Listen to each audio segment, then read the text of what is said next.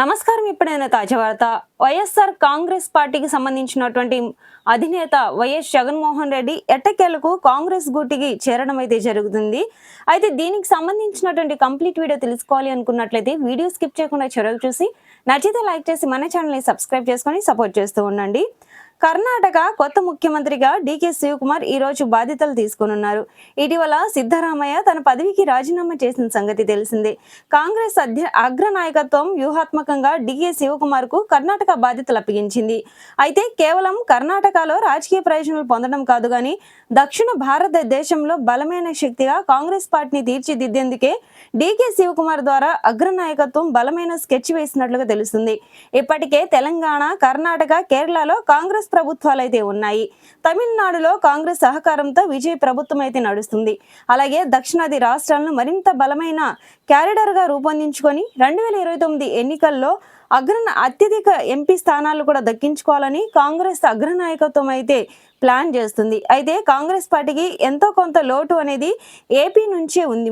అయితే దాన్ని భర్తీ చేసే బాధ్యతను కాంగ్రెస్ అగ్రనేత రాహుల్ గాంధీ డీకే శివకుమార్ కు అప్పగించినట్లుగా తెలుస్తుంది. ఏపీలో కాంగ్రెస్ పార్టీ ఓటు బ్యాంక్ అంతా జగన్మోహన్ రెడ్డి వైపు ఉంది. షర్మిల ద్వారా దాన్ని టర్న్ చేసే ప్రయత్నం జరిగినా కూడా వర్కౌట్ అయితే కావడం లేదు. ఇప్పుడున్న ఏకైక మార్గం జగన్మోహన్ రెడ్డి వద్ద ఉన్న ఓటు బ్యాంకు కాంగ్రెస్ పార్టీ వైపు టర్న్ చేయడం, లేకుంటే జగన్మోహన్ రెడ్డిని కాంగ్రెస్ పార్టీలో చేర్చుకోవడం, అది కాదంటే జగన్మోహన్ రెడ్డితో పొత్తు పెట్టుకోవడం. అయితే కాంగ్రెస్ పార్టీతో దోస్తీ అంటేనే అంత ఈజీగా జగన్మోహన్ రెడ్డి ఒప్పుకునే పరిస్థితి లేదు.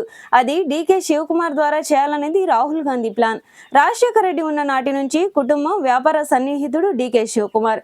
ఆ కుటుంబ బలం, బలహీనతలు కూడా తెలుసు. పైగా ఆస్తి పంచాయతీలు కూడా ఇప్పుడు నడుస్తున్నాయి. ఆపై జగన్మోహన్ రెడ్డికి బెంగళూరులో విలువైన ఆస్తులైతే ఉన్నాయి.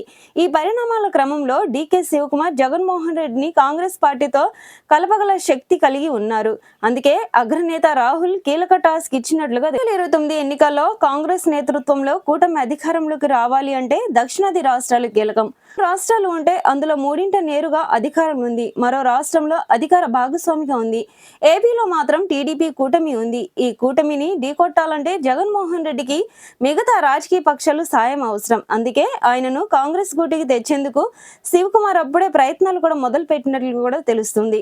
అయితే 135 పార్లమెంట్ల స్థానాల్లో ఉన్న దక్షిణాది రాష్ట్రాల్లో మెజారిటీ సీట్లు వస్తే ఈజీగా కేంద్రంలో ప్రభుత్వానికి ఏర్పాటు చేయవచ్చు. ప్రస్తుతం దక్షిణాది రాష్ట్రాల్లో నెలకొన్న పరిస్థితులు జగన్మోహన్ రెడ్డికి తెలుసు. అందుకే ఆయన బీజేపీ నుంచి బయటకు వచ్చినట్లుగా కనిపిస్తున్నాయి.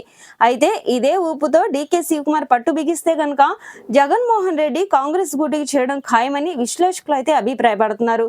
మరి ఏం జరుగుతుందో వేచి చూడాల్సిందే.